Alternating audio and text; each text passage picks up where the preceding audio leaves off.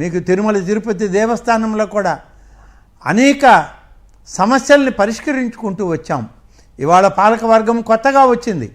ఈ కొత్త పాలకవర్గంలో మంచి అధికార యంత్రాంగం కూడా ఉంది, కలిసి పనిచేస్తుంది, చేయాలని నిన్న ముఖ్యమంత్రి గారు కూడా ఖచ్చితమైన ఆదేశాలు ఇచ్చారు. రైట్ సార్, ఫైనల్ గా చెప్పండి, ఇటు శ్రీవారి భక్తులకు కావచ్చు లేకపోతే మొత్తం కూడా ఈ సంఘటన తర్వాత భక్తులకు ఎలాంటి భరోసా ఇస్తారు, ఫైనల్గా ఏం చెప్తారు? తిరుమల తిరుపతి దేవస్థానంలో ముఖ్యంగా ఈనాడు జరిగిన సంఘటన అది దురదృష్టకరం.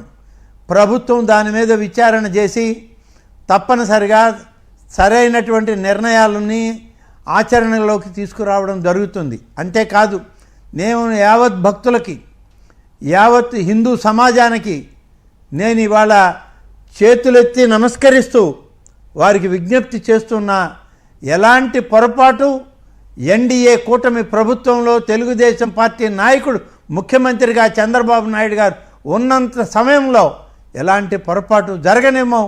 స్వామివారి ఆగమ పండితులు అలాగే సంస్కారవంతమైనటువంటి పద్ధతిలో ఆగమోక్తమైన నియమాలతో ఇవన్నీ కూడా మేము కొనసాగిస్తాం. గతంలో లేనటువంటి సాంప్రదాయాల్ని ఇవాళ అన్నీ కూడా మేము తీసుకురావడం జరుగుతుంది. అదేవిధంగా ఇవాళ మేము ఇప్పటికే నిర్ణయం తీసుకున్నాం. ఆ నిర్ణయాల ఫలితం ఈరోజు ప్రతి ఆలయంలో కూడా సమీక్ష జరుగుతుంది. గౌరవ సభ్యులను కూడా పాలక వర్గాన్ని కూడా ఇద్దరు బ్రాహ్మణులను కూడా అందులో చేర్చాలని చెప్పి మరి చట్టాన్ని కూడా మార్చడం, సనాతన ధర్మ సంప్రదాయాల్ని, ఆగమ శాస్త్రాలని, ఆగమ పండితుల యొక్క ఆలోచనలతో ఆలయాల్లో పూజాది కార్యక్రమాలు కానీ ఇవన్నీ కూడా జరగాలి తప్ప అధికారుల ప్రవేశం ఉండకూడదని చెప్పి అధికార యంత్రాంగాన్ని నియంత్రించి ఇవాళ జీవోలు ఇచ్చి ఆదేశాలు ఇచ్చి మా దేవాదాయ శాఖ పనిచేస్తుంది. ఇంకా ఎక్కడైనా పొరపాట్లు జరిగితే, ఇంకా ఎక్కడైనా పొరపాట్లు జరుగుతూ ఉన్నా వాటిని సరిచేస్తాం.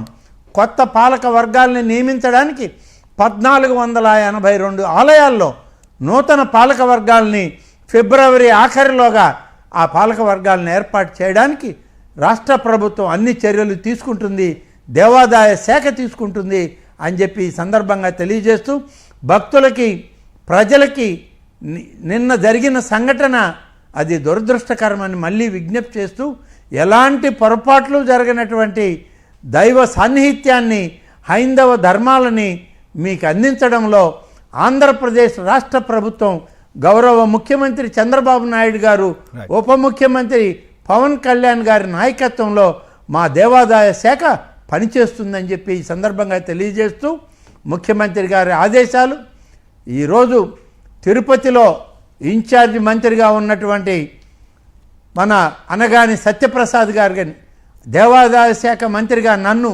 ఇద్దరికీ ఆదేశాలు ఇచ్చారు. ఎప్పటికప్పుడు అన్ని ఆలయాలని పరిశీలిస్తూ, అలాగే తిరుమల తిరుపతి దేవస్థానం యొక్క నిత్య కార్యక్రమాల్లో కూడా ఎలా జరుగుతుంది ఏంటి మీరు పరిశీలన చేయండి. ప్రభుత్వం అవసరమైతే తప్పకుండా దానిలో జోక్యం కలిగించు ఉంటాం. ఎప్పుడు కూడా ఒక పాలక వర్గాన్ని నియమించాం. ప్రత్యేక ప్రతిపత్తి తిరుపతికి ఉంది, తిరుమలకు ఒక ప్రత్యేక చట్టం ఉంది, ఇది అందరికీ తెలుసు, బొత్స గారికి కూడా తెలుసు.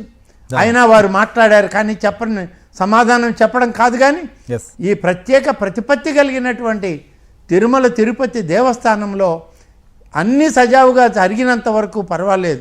ఎక్కడైనా పొరపాటు జరిగితే తప్పకుండా దేవాదాయ మంత్రిగా, ఇన్ఛార్జి మంత్రిగా మేమిద్దరం కూడా దాన్ని పరిశీలించాం. రాష్ట్ర ప్రభుత్వంలో మా అధినేత ముఖ్యమంత్రి గారికి నివేదించి సరైనటువంటి నిర్ణయాలు తీసుకొని దాన్ని సరిచేయడానికి మేము ప్రయత్నం చేస్తాం, గాడిని పెడతాం.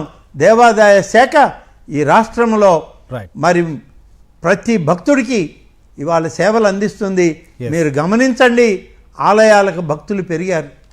ఏ ఉత్సవాలకైనా గతంలో నిరాశ నిస్పృహలతో గృహాల్లోనే నిలిచిపోయినటువంటి భక్తులందరూ ఇవాళ వీధుల్లోకి వచ్చి, ఆలయాలకు వచ్చి, ఇవాళ జరిగినటువంటి ముక్కోటి ఏకాదశి వైకుంఠ మార్గం ద్వారా స్వామివారిని దర్శించడానికి లక్షలాది మంది తిరుమలతో పాటు ఈ రాష్ట్రంలో అన్ని వైష్ణవాలయాల్లో ఇవాళ పాలు పంచుకుంటున్నారు, Right. వాళ్ళ దైవాన్ని కీర్తిస్తున్నారు అని అంటే Yes. దైవాన్ని